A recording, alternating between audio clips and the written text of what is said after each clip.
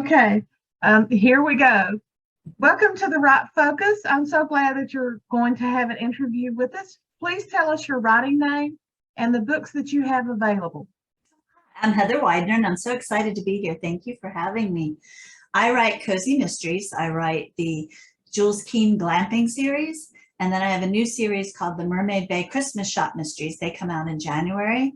And then I have a traditional PI series, the Delanie Fitzgerald Mysteries. Okay, great. And how long have you been publishing those? Let's see, about 10 years. Okay. The Delanie ones are the oldest. Okay. Did you go straight into cozy mysteries, or did you tinker with other things before you hit that? I started with short stories. I'm part of a group called Sisters in Crime, and our chapter had an anthology, and I did 4 or 5 short stories for those and some novellas. And I always go back to cozy mysteries. I mean, that always ties into my Nancy Drew roots and Agatha Christie. I just love them. I'm having a good time. They're fun to write. Are you indie published, or are you traditionally published? I'm traditionally published. Okay, so you had to find an agent, didn't you? How did you go about that? Well, it was a long process. It was a very, very long process. I had a publisher, a traditional publisher, before I had an agent, and that was with the PI series. And then when I got the rights back to that, I'm a hybrid on that one because I've released 2 more since then. And the new one comes out next week, actually. So the 4th one will be out next week. But it was at first I kind of did the shotgun approach. Just any agent that had mystery in the title or was interested in that, and I would send out 15, 20 queries every couple of weeks, and sometimes it would be months before you'd hear anything back. And I talked to some friends in some writers groups, and they said, well, why don't you try focusing? Go out there, do your homework, look at every book that you like and see who their agents are. And I did. I focused it to 5, and I sent out 5 queries and a really detailed synopsis. And I got 2 offers from the 5. So that was exciting. So I think that was a good idea. Great.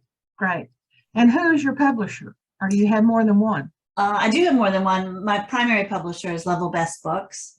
And they have the 2 series. Right. And then I have different contracts because like the audiobooks are with 2 different companies, and there's a book club edition, and that's with another series.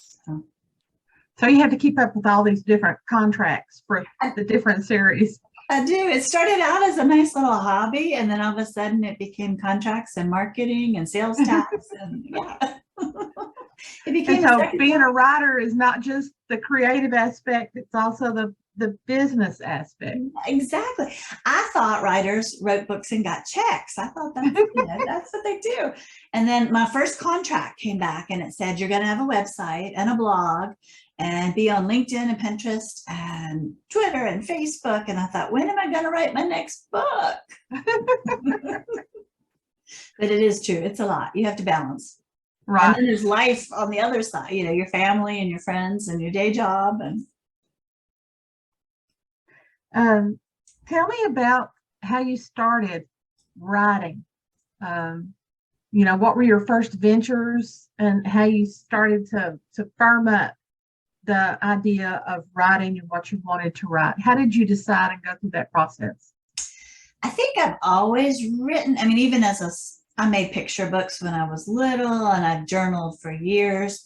I was a technical writer. That was my first full-time job. So I've done a lot of nonfiction, procedure manuals and processes and things like that. So writing was always there, and I love to read. I mean, it went from Nancy Drew and the Hardy Boys to Agatha Christie to Alfred Hitchcock. And those were just, gateway books because it just became murder mystery and true crime. I have 2 manuscripts in the drawer that will never see the light of day. I mean, they were attempts, and it was a good, good start and a good way to practice, because I didn't realize when I started, I just wrote. And if it ended up being 25 chapters or 400 chapters, it was just the book. Then I realized it's a business, and you have to have a word count, and it has to fit your genre. And there's a lot of rules. Right. And to me, that first idea of, wait a minute, I can't just play with my writing. If I really want to do something with it, I have to have a focus, and it was hard to flip that switch. Mm-hmm. To start thinking about, okay, I have my day job, but writing wants to be the job that I want to do. So it's what I need to head at it as in a smart way, as opposed to just tinkering every night. Right. The tinkering took me 5 years to write the first book, and then it took another 2 years to get published. And I probably dabbled with it, probably another year in there somewhere. So it took a while. I have gotten faster because I've decided I did the same thing. I've compartmentalized. I get up at 5 o'clock. I write before work. I'll edit or write during my lunch hour if it's a work day. And then if I didn't hit my word count, then I'll work on the nights and weekends. But I'm getting faster. I can do about 3 books a year now. So you're like me. I like to set a word count that I need to go for. But it's really hard for me on days when I'm doing revision or when I'm editing or something like that to sit back and say, okay, I have to do this today.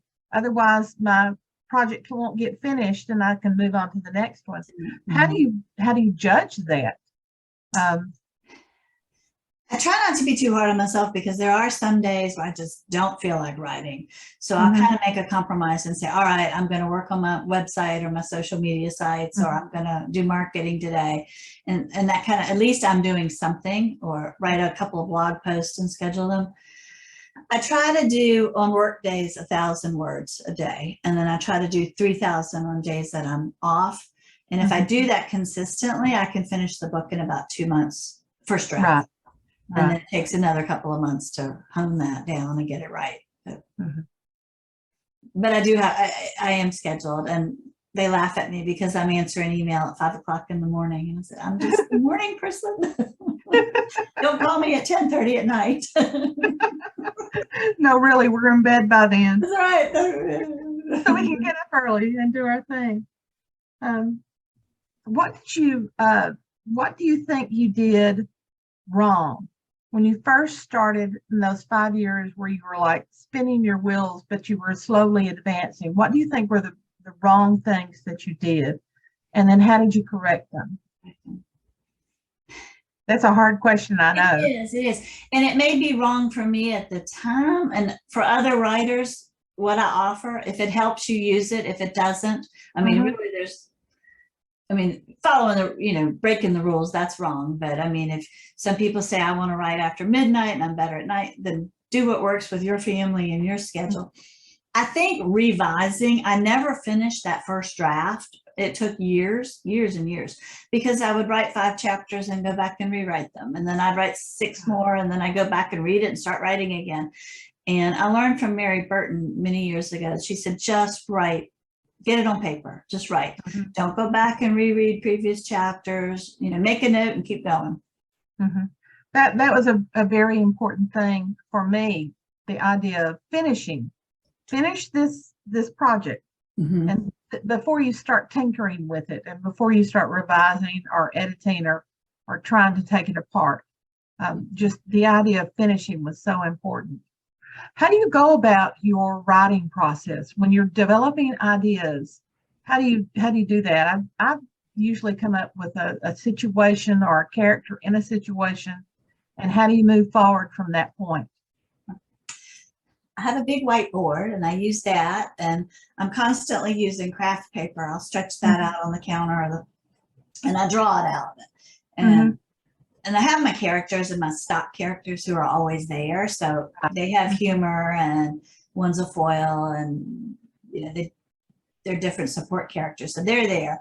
But then it's like, okay, what do I want to put in this one? And how is it going to happen? And then I do keep a character list with a character Bible of who was in the last book and what color their eyes were and what color the car was. And so I'm not switching things back and forth, because I have done that before. Or I've changed names in the middle of the book, and my beta readers are like, who's Patricia? I'm like, I have no idea. Never mind, she's not Patricia anymore. So it takes I do plot. Sometimes it takes me 2 or 3 weeks, And I'm constantly keeping ideas because I'll see a story idea or there'll be something on television or newspaper. Something that, oh, a suitcase full of bones washed up on shore. What would happen if, whose bones are they? And had it happen to wash up instead of getting filled with water and sink to the bottom. Yeah. So you have a standard team for that revolves around your protagonist. How did you develop that team? Did they just pop out? Or some of them did, yeah, and they developed their own little personalities. I had my sleuth, and I needed her to have a job that she could kind of leave a lot. I mean, if she ran a restaurant or a store and she was constantly running out and solving crimes, the business would fail. So she has an aunt that helps her, and she has an intern that comes in. So they're pretty stock characters. And then there's a boyfriend who's her maintenance guy. It's a campground near Charlottesville, Virginia. And she and her father refurbished vintage trailers while he was still alive. So it's now for glamping. And then her boyfriend builds tiny houses. So she has tiny houses and these vintage trailers for nice, wonderful camp, because my husband does the camping where you hang the food in the tree. And I'm like, no. And he's like, you want to go? No, that's okay. I have to have a door and a bathroom, Wi-Fi, air conditioning. Yes, yeah. Air conditioning is a big thing down here right now. We're having 90-degree temperatures constantly. And I'm thinking, okay, not going to venture outside at all. No, it's hot here too. Yeah. So when you did this team develop during the writing of the first book, or did you back up and say, okay, I need to have these people, they need to do this role, I need to have this foil, and then you started writing? Or did you start writing and back up and say, wait a minute, I need somebody to fit into this spot? A little bit of both. Sometimes I'll have two characters and I'll realize there's not enough for both of them to do, so they'll kind of merge into one. Or it's a small town, so there are townspeople around tangentially, and sometimes they pop in, they're different shop owners. The ones that had more personality seem to hang around and pop back in more frequently. I've learned, the first couple of novels I did not outline, I just wrote and rewrote. I've gotten better with, if I outline it and do a pretty good 25 to 35 chapter outline, I know who's in the book, and I know what's going to happen, and I know where the red herrings go, and so that helps me a lot. Now other people are pantsers and they do much better freeform, but I do have characters that pop in freeform. I tried to the first historical suspense and mysteries that I wrote, I tried to block out my scenes, what I thought was going to be the scenes. And that worked really well for like 7 books. And then all of a sudden I got stuck and I couldn't go any farther. And it bothered me so much. And it took me like 3 months to get over that hump. And how I did it was basically I dreamed about a character talking to me who had just been a minor character. And the next night I wrote a scene with him. And then I backed up and took a hold of another scene that had been really boring and flat, and I put it in his voice, and all of a sudden it had a lot more energy. And so I did that. And so now I might sketch a few details. I might know all of my suspects and my red herring clues and my real clues and that kind of thing ahead of time. And I know who my characters are, but I don't go any farther. I don't block out any scenes. I don't say this is going to be anything. Is that sort of what you do? It's more like bullet points, but I can turn it into a synopsis when I'm finished, because the dreaded synopsis takes me forever to write for some reason. So if I have a starting point, at least I can go, okay, that's 20 pages. It only needs to be 2. Here it down. How do you know? Well, you know when you come to the completion of a book, you know that I've got that one down pat, although sometimes I write past it and realize, wait a minute, you wrote too much, you need to back up. How do you make the decision that I've got it as far as I can take it? And here it goes to, do you have like beta readers that you send it to? I do. I think you mentioned them, yes. I have a critique group, which is fabulous. It's with my Sisters in Crime group. and we meet once a month and read 50 pages. So they're not reading the whole book. So Right. I do have a couple of beta readers that'll read it end to end like a reader would and just give me feedback, because you're right. I mean, and I have a problem of starting too soon. I'll start it and tell some backstory, and it's like, no, you really need to start. Chapter 3 should be chapter 1. And I've had to do that a couple of times to cut the first couple of chapters. So how do you know in yourself that it's time to move it on to the next stage? It's usually if I'm bored with it, or I'm thinking, well, a reader's going to be bored with it if I'm kind of just trying to hurry this along and move it along.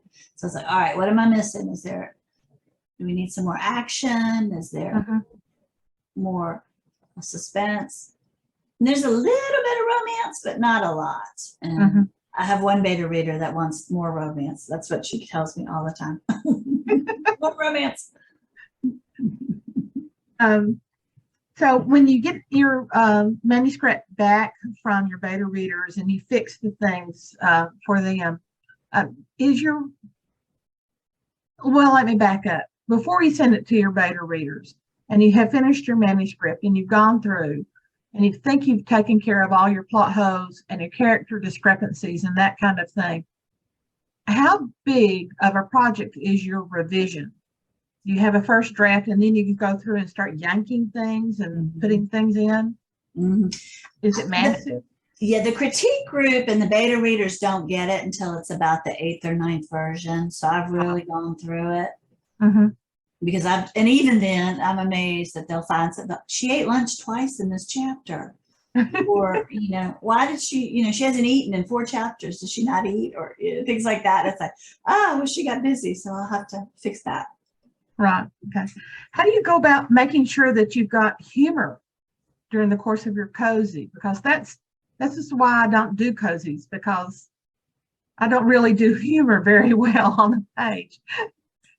My life is pretty much a sitcom, so yeah, stuff happens.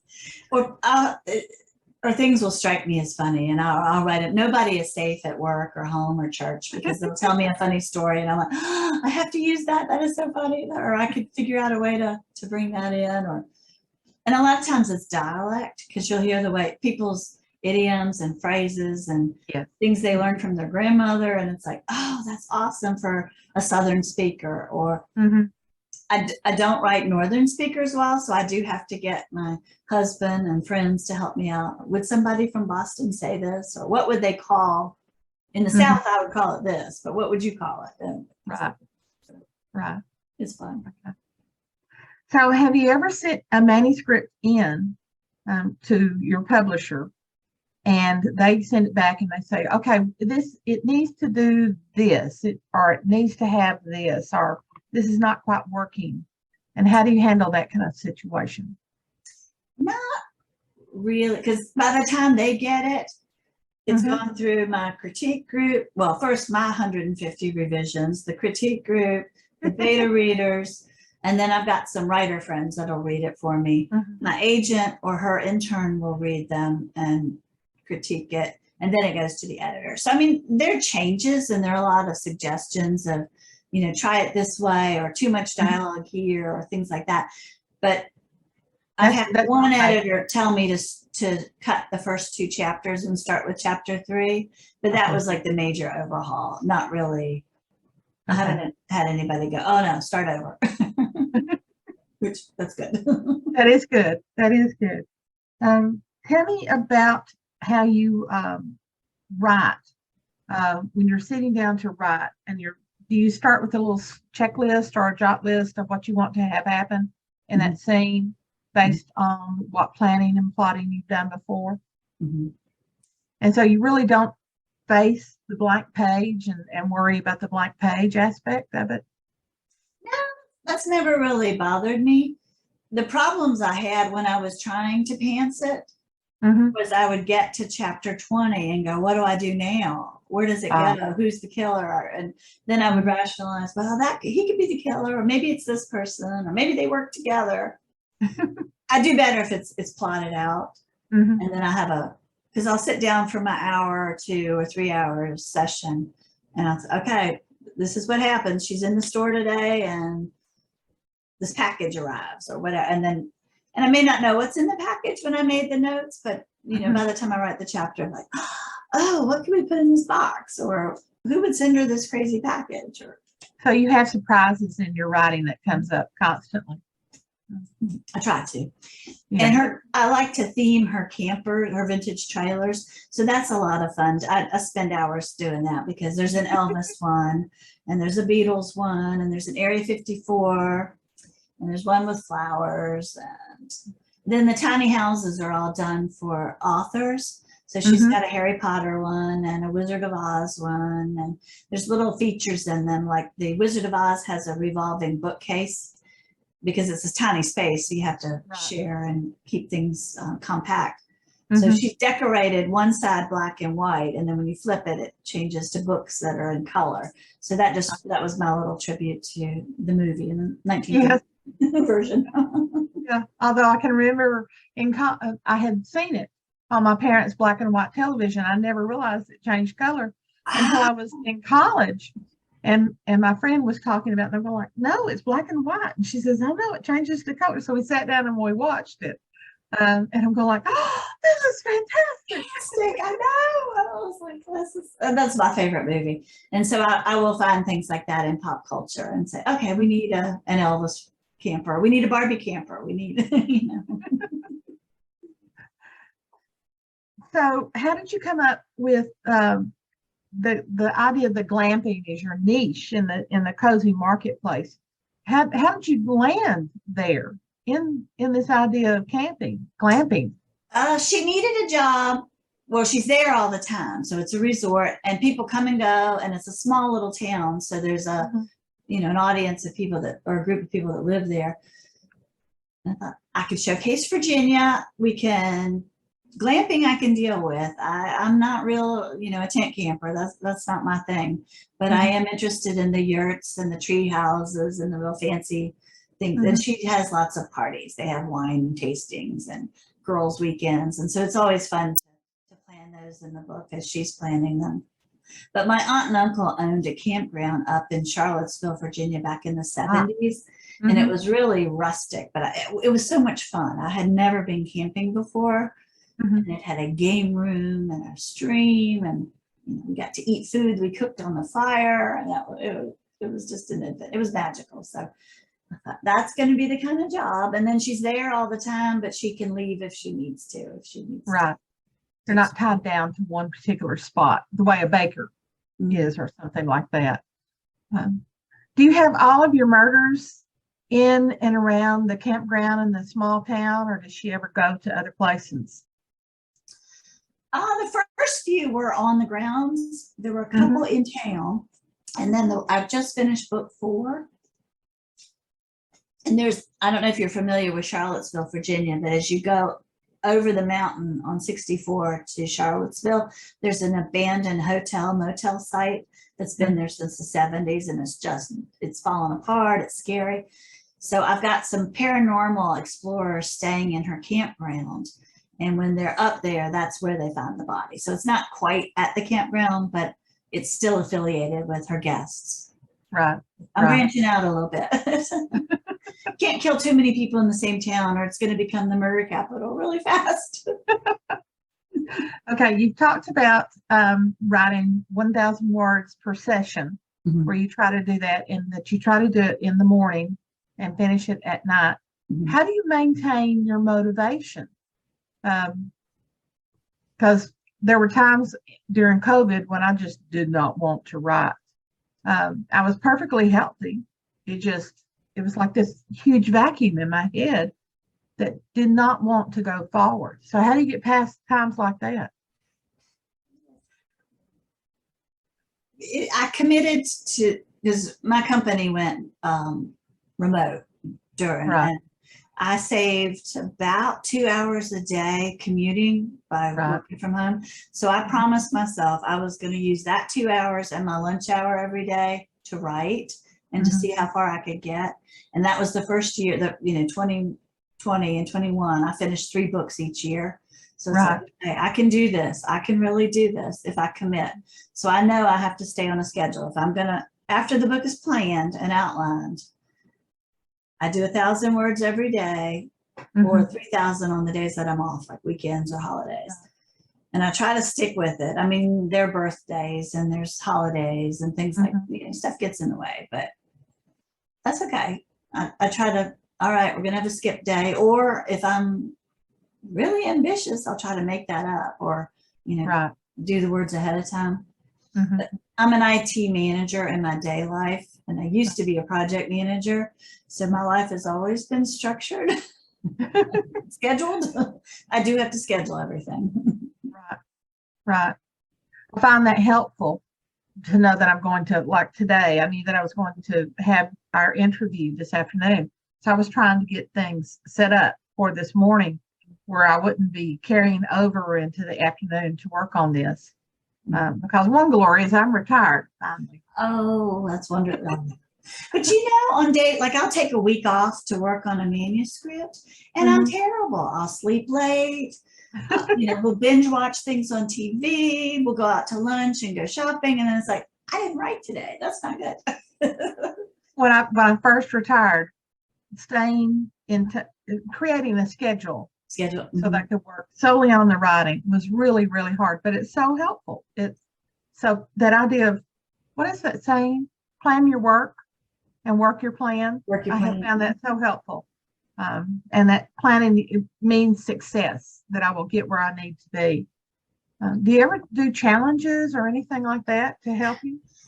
I tried the NaNoWriMo. Thank you. And it is wonderful. People that do it swear by it, but I was so stressed out. I didn't write well because I was so stressed trying to get my however many words a day in. I did the one over the summer, and that was a little more relaxed. It wasn't every day in November. Yeah. So I kind of play along and follow, but I don't commit to it because that one stressed me out. Well, it's really hard to get 50,000 words in 1 month. And you miss once, and all of a sudden it's like per day, it's like 1,666 words. And that's a lot with a day job. Doing more than 3,000 words in a session to get over what you've missed. Yeah. And so that was really hard. But some people love it and swear by it. I mean, well, 1 year I worked, I was going to participate in a group that's local.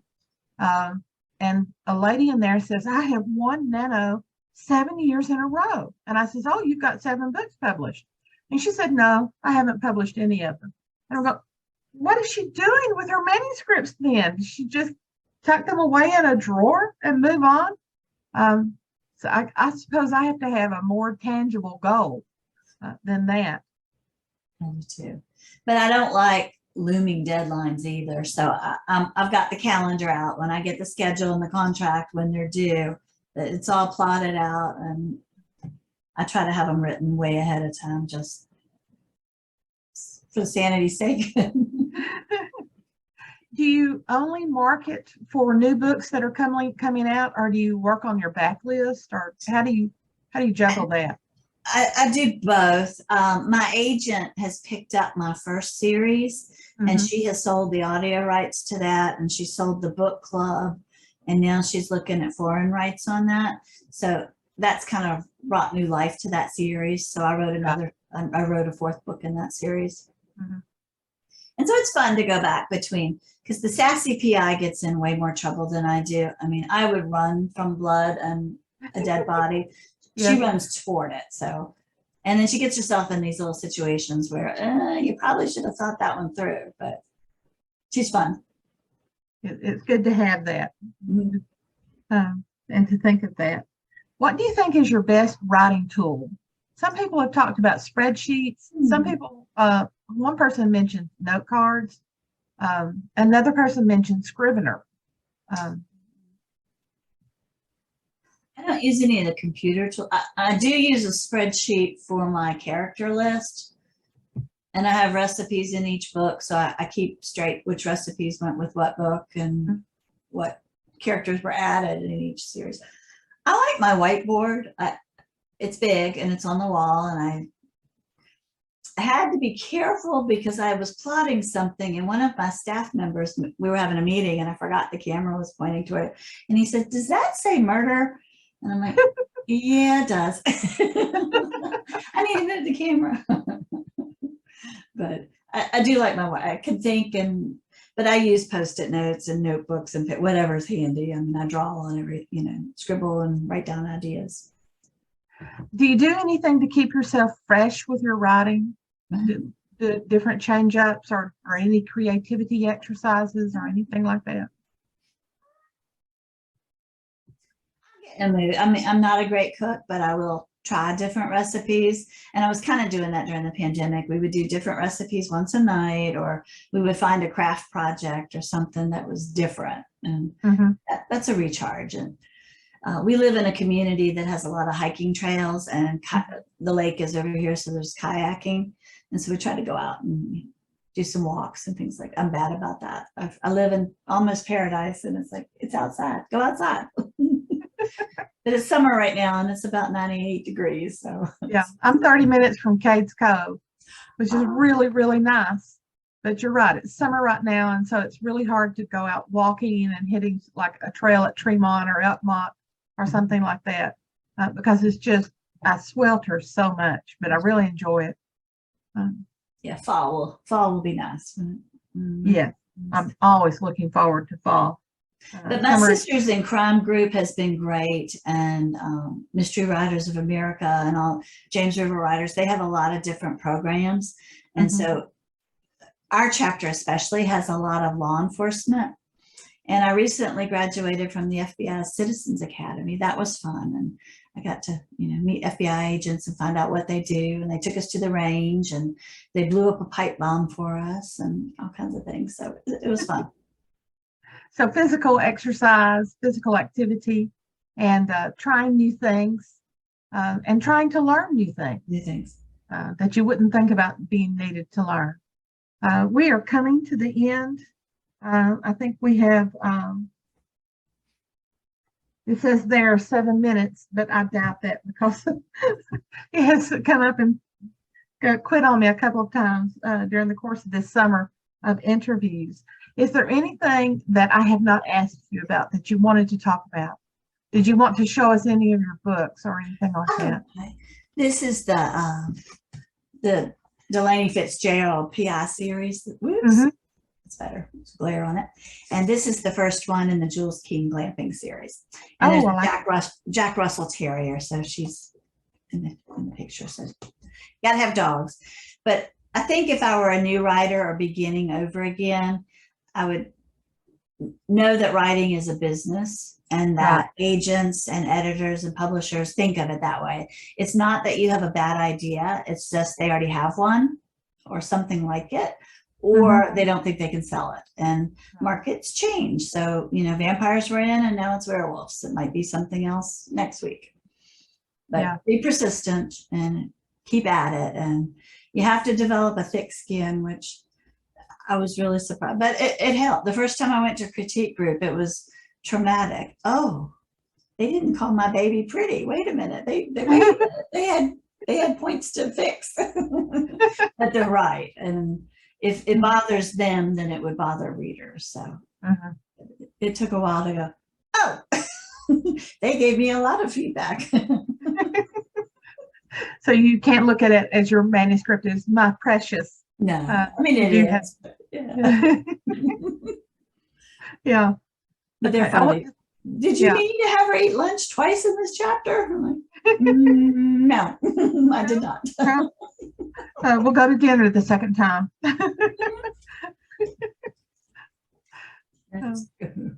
I want to thank you, Heather, so much for volunteering. Thanks for listening to The Write Focus, a podcast for writers at all levels, hosted by Emma Lee from Writers Inc. Books, assisted by Renee Black and Edie Runes. Our focus is productivity, process, craft, and tools. Music is licensed through Audio Jungle, called Background Music Loop. Its creator is Alexander Polishchuk, known on Audio Jungle as Plastic 3. The music comes in different iterations.